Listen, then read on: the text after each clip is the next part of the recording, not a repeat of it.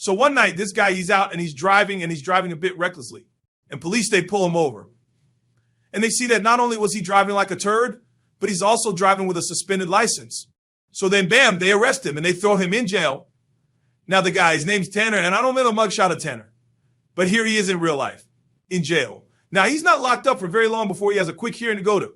So he's in the courtroom, in handcuffs, sitting next to a bunch of other alleged criminals, waiting in line for the judge to hear their case. And there he is here on the left. Now, here's where it gets good. Tanner happens to be sitting next to this guy. His name's Cody. And Cody, he's in court for theft charges because I guess he stole some woman's purse or something, and he got busted. Regardless, neither of them have really major charges against them. It's not like they went out and committed murder or something. But while the two guys sit there, the judge, this guy, Judge Buzzard, now Judge Buzzard is sitting here, and he's setting the conditions of their release, meaning they're likely just about to be released. But Cody, I guess, this whole process just isn't fast enough for him. Like, he wants out of all this right now. And bro comes up with a brilliant plan to basically just make all this worse.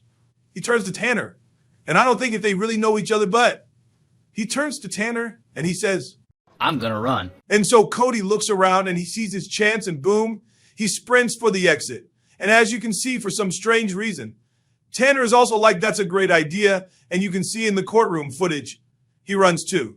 So now these two turds are on the run, and pow-tow, they make it out into the hallway, and old Cody falls. And he leaves his prison crock behind, but he is able to get up and they are out now. I mentioned Judge Buzzard is overseeing both their cases. Here's the thing about Judge Buzzard, though. I guess Buzzard, he ain't no punk.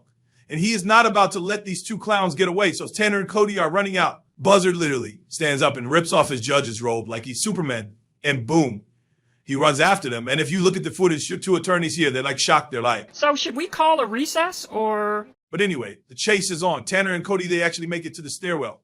And they sprint down the flight of stairs. Now Judge Buzzard, he's still determined to get them, and he is right behind them, and boom, he busts through the door, and now he's in the stairwell with them. But the two guys, they've now made it down to the second floor. But they aren't fast enough because Buzzard is closing in, but then finally they make it to the bottom floor, and Tanner actually makes it first, and he gets out the door, and he keeps running. But then Cody makes it to the bottom floor, but not before Judge Buzzard grabs his ass as he's trying to run out the door, and pow, he tackles him just outside the building.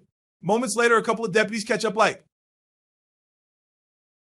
Oh, hey, did you need our help? and so bam, they are, well, I guess they can't really arrest him because he's already under arrest. So they just escort Cody back to his cell where I'm sure he sits there all ashamed that his escape plan didn't work. But there's still Tanner who's still running, still in handcuffs, and he's now about 4 blocks away. But then suddenly Tanner does something he should have done a long time ago. His brain starts firing on all cylinders, and he actually starts thinking about the consequences of what he's doing. Like, does he really want to break out of jail like this? Does he really want to go on the run and be an outlaw? So with all these thoughts going on in that moment, he thinks hard about these things, and he's suddenly like, nah, this isn't worth it. And he just stops. And pretty quickly, police catch up to him. And I like to imagine they tackled him and roughed him and him up a little bit. But I honestly don't know if that happened regardless, bam. They grab him and they take him back to his cell.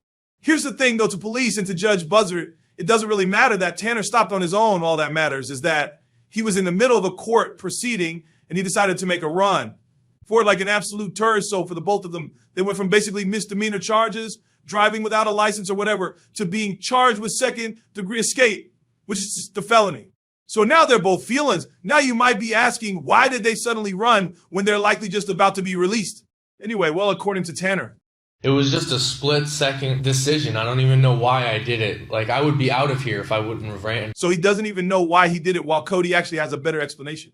I didn't try to escape to get out. I tried to escape to get well, and I tried to do what I could do to get my drug addiction. So anyway, eventually, they go back to court, and Tanner is sentenced to a full year, while Cody is actually sentenced to 3 years. So guys, it was a short story today, but that's a funny one.